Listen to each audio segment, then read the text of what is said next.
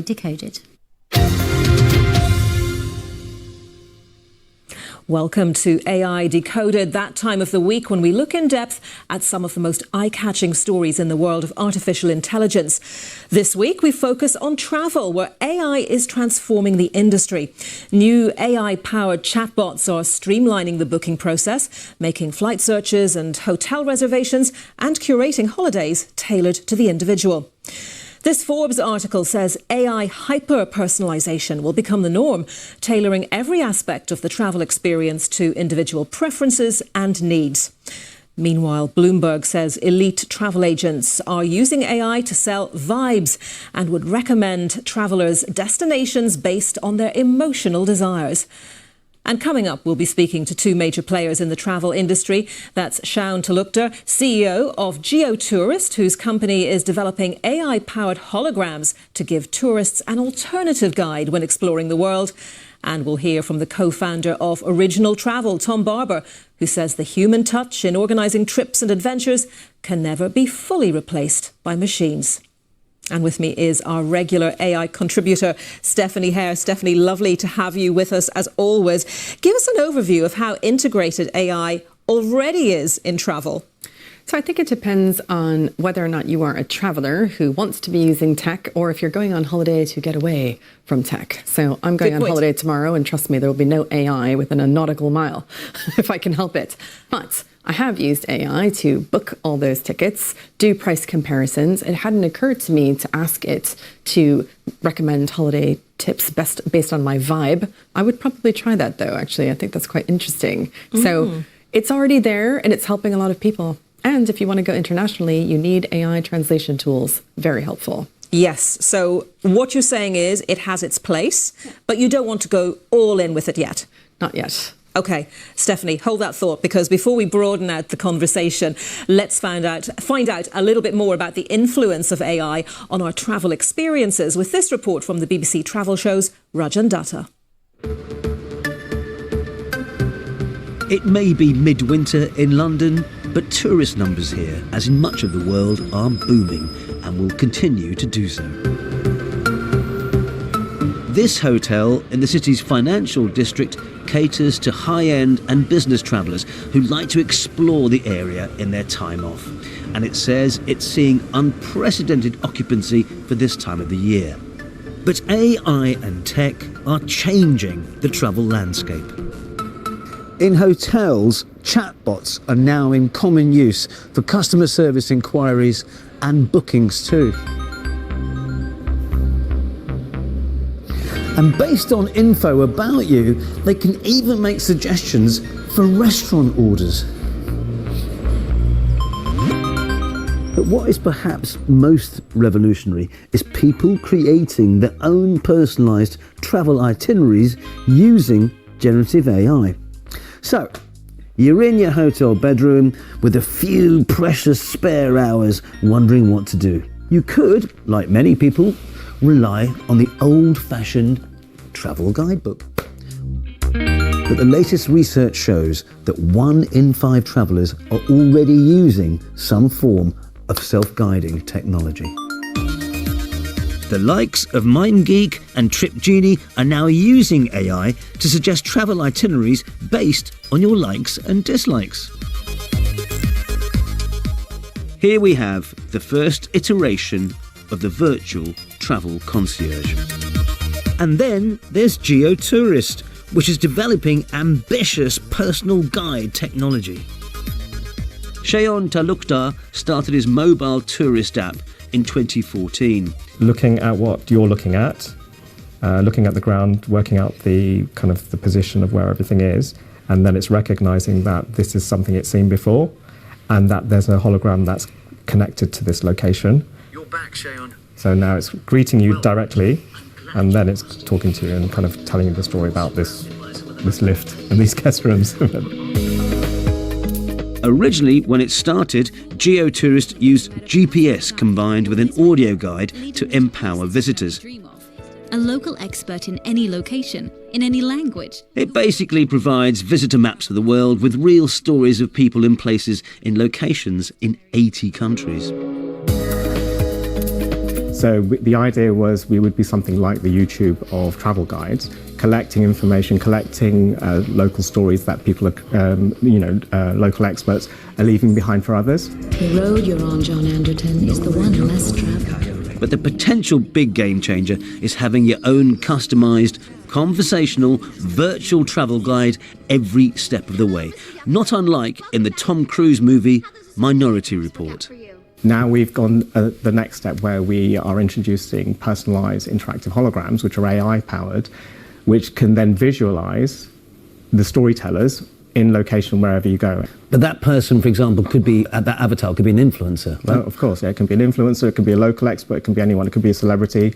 And the idea is that you can map the world or map certain locations with that person and then go on the journey with the person. So if you imagine you've always wanted to travel around LA with, I don't know, Snoop Dogg, you can have that person there taking you around and speaking to you directly.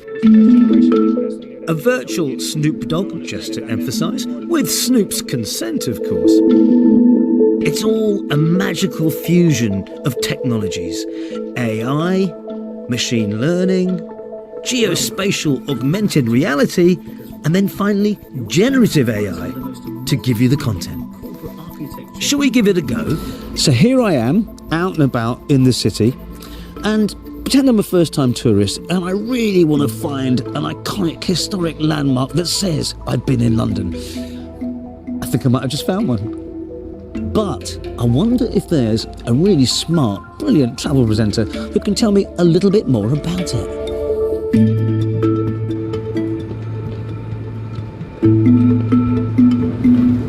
Well, did you know that the world-famous Tower Bridge has a unique drawbridge design? It was built in Victorian times, and its bascules allow ships to sail through.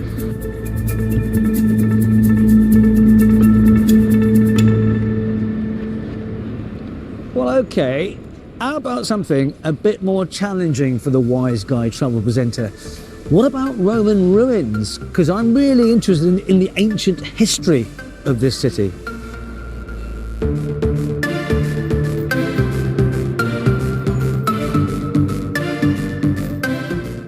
Great question. Because in 200 AD, the Romans built a wall around their settlement, Londinium, and you can still see parts of it in London today.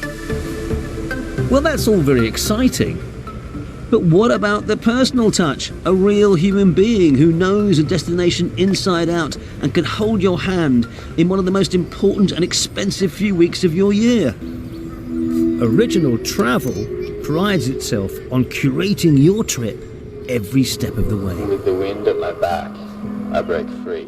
We refer to ourselves as a high-touch travel company, not a luxury travel company, because the implication being highly personalised service and multiple touch points along the way, before your booking, after the booking, during the trip, when you get back. So there could be as many as 20 moments where you're speaking to the consultant, you're speaking to our flight team if required, you're speaking to someone at the airport because you're met at the airport and checked in, and then we have a concierge in every destination as well, so you will be in touch with them a lot. Now, I could say to you, with AI technology, you could feed all that data, all that information about the client into the system, and it could come out with a personalised travel itinerary. What's the difference? It could. I'm assuming that's a few years away, and even if it is, I think we're in an era of overcorrection. So we may rush down that route, but then people are going to remember that actually communicating with a human being is pleasurable. Fresh footsteps I leave. They will never have the emotional element. The EQ, I don't think, can ever be part of that.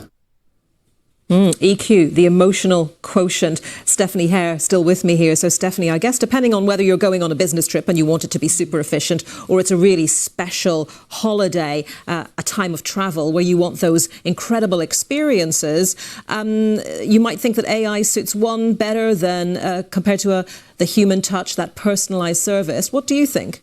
Yeah, and I guess it's sort of, why do we travel? So nobody wants to go all the way from home and spend a lot of money and then have a disastrous meal. So you would love to have AI that can perhaps help you optimize for any dietary requirements. If you're celebrating an event abroad, you want that kind of a trip, sure, it's going to be helpful then. But does it allow for the serendipity that you're walking down the street in Rome and then suddenly you see that little mom and pop restaurant and you think, ooh, I'd love to go in there, it looks fun. How's AI going to help you with that? So I'm sort of torn between both views. Okay, we will expand that thought, that conversation very soon. Coming up after the break, we will take a deeper dive into the world of AI and travel with two of the industry's leading experts. All that to come on AI Decoded. Around the world and across the UK, this is BBC News.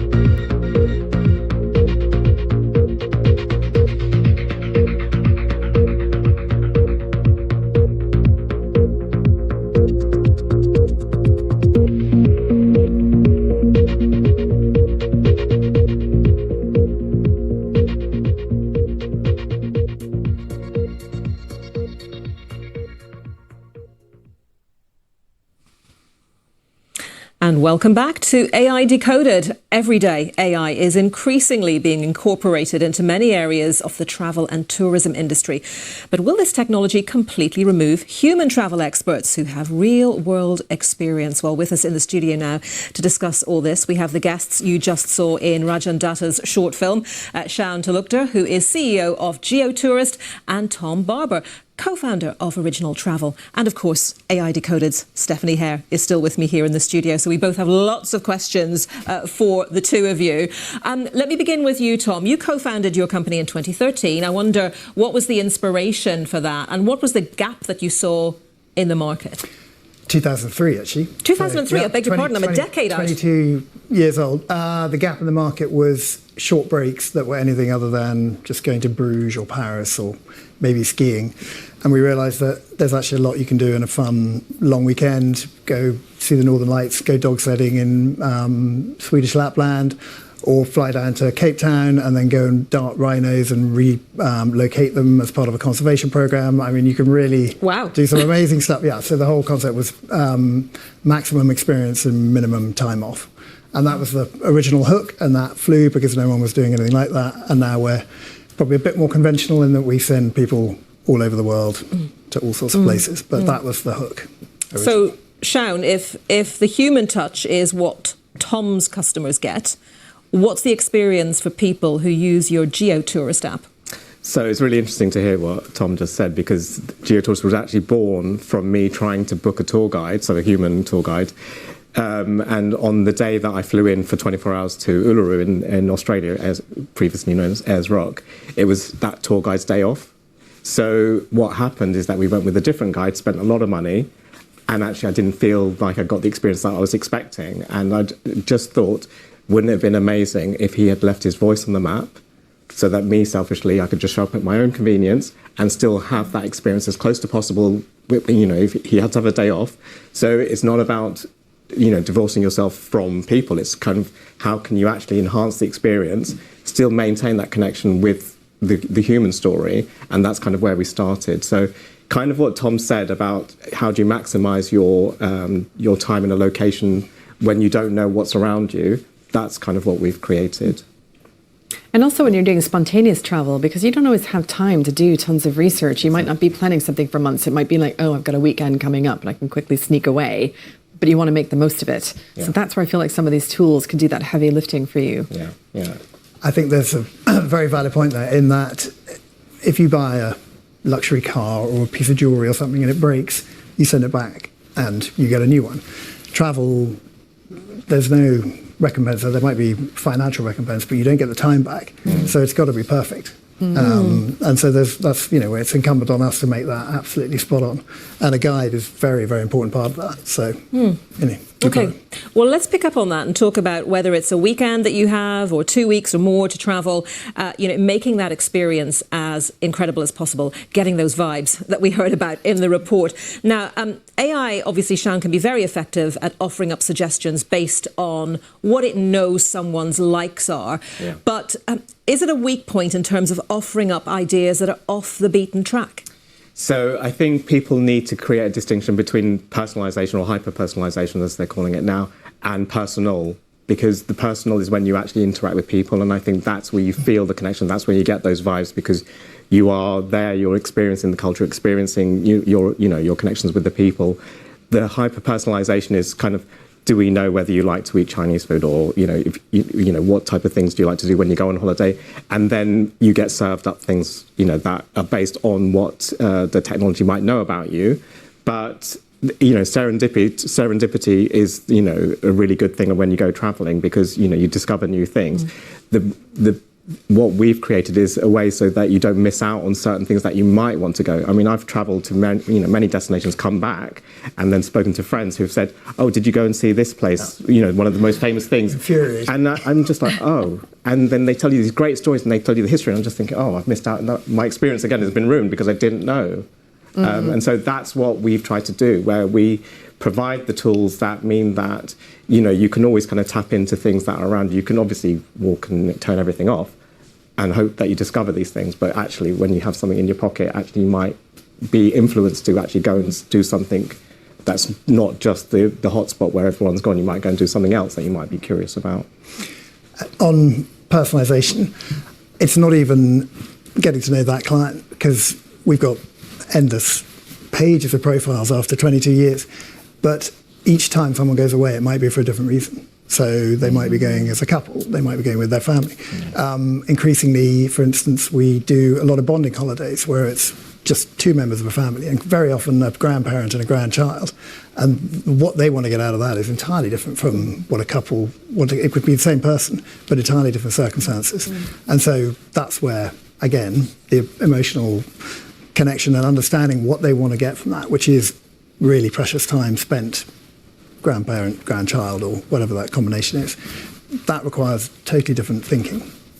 And also, I guess there's like a safety element. So if you're traveling alone, if you're going to a place where you speak the language versus you don't, if you'd like to meet locals or not. So sometimes we all feel like you don't want to be a tourist. You want to actually interact with people, but it can be quite daunting, particularly if you go to a big city. Yeah. You think, if I just show up in Berlin, how am I going to meet Berliners? Yeah. Right? So if there's ways to even help people get connected as well, so that they feel that they've gotten to know the place too, and maybe supported businesses that they'd like to support. Well, that is something we've developed. It's called Like a Local, and we have people in each destination who aren't professional tour guides. They might be a teacher or a journalist, and they are available for you to go out for an evening with. I went around Cairo with this lovely teacher, and I just got a totally different experience from someone who was a professional guide who is thinking in a particular way and brilliant for going around a museum or whatever it is. But him and I, he was showing me the best place to get fatirs, which are Egyptian pancakes, this fabulous cafe in the middle of the bazaar, and he was just talking about Egypt in a way that I didn't feel I was going to get from anyone else, but a real, genuine local. That authentic experience that people are chasing that can really make such a difference to a holiday. Let's talk about cost, of course. I mean, having these sorts of experiences that you're talking about, and a concierge who you mentioned in the report and in various destinations, that's going to cost more, isn't it? Not everyone is going to be able to afford that. So do you think this is where your sort of app, Sian, is going to sort of work for more people? Yeah, absolutely. I mean, if you had someone with you all the time when you're on holiday, that would be like the pinnacle of your experience, and the ability to unlock, all the things around you. But that's not really practical. You'll always be at times with certain people, or you'll be on your own. And that's when, having a tool like that, which can potentially access all of that local knowledge, all of those local experts in your hand when you need it, that's when it becomes really, really valuable. And then you can then choose to then, book some of those guides and say, actually, I want to go one step further and have that personal experience as I go. But for everything else, it's about making sure that, you maximize and optimize your travels, and not miss out on anything. And we're nearly out of time, but I just wonder what your thoughts are on whether these two different experiences, these two different approaches can coexist, looking forward, looking ahead. Will they be complementary? Personally, I mean, we've talked beforehand. I would like to integrate some of his tech into my trips. They're truly tailor-made trips. If we had teenagers, for example, they might absolutely love having an AI guide, whereas grandparents might not be so interested. I love this collaboration. Really interesting to hear and fascinating. I think you'll agree, Stephanie, to hear. I would love to demo this merged idea you've just launched on the show. I think a first for AI Decoded to launch a business live on television. Okay. I would like to nominate myself as your first test subject. Stephanie's going to be your guinea pig. Maybe I can come along as well. Who knows? Fascinating to talk to you and really great to have you on the programme. Stephanie Hare, as always, thank you very much. Our regular contributor on AI Decoded, also Tom Barber and Sian Talukder, thank you again. And that is it. We are out of time. We will do it all again, though, same time next week.